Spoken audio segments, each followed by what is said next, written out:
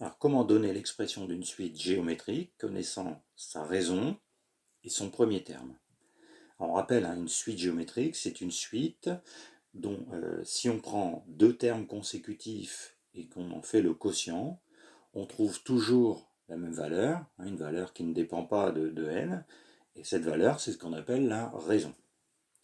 Pour exprimer une suite géométrique, on a la formule qui dit que un, si c'est une suite géométrique, c'est u0 fois q puissance n, q étant la raison.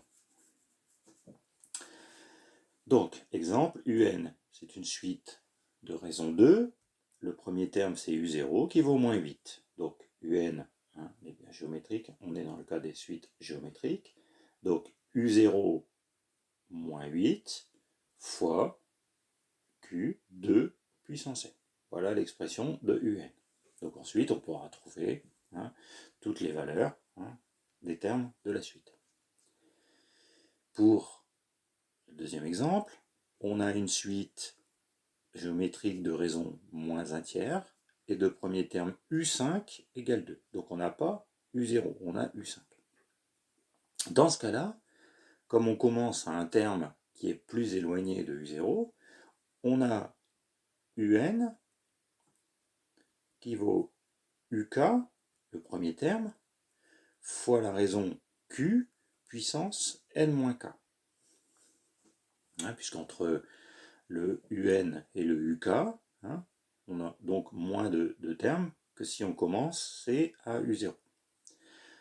Donc un, uk ici c'est u5, donc u5 fois q puissance n-5. Maintenant, il nous reste à remplacer. un, u5 c'est 2, fois moins un tiers, puissance n-5. Donc voilà l'expression de ma suite géométrique. Donc, on rappelle, bien faire attention si le premier terme est u0 ou si le premier terme est un autre terme d'indice k.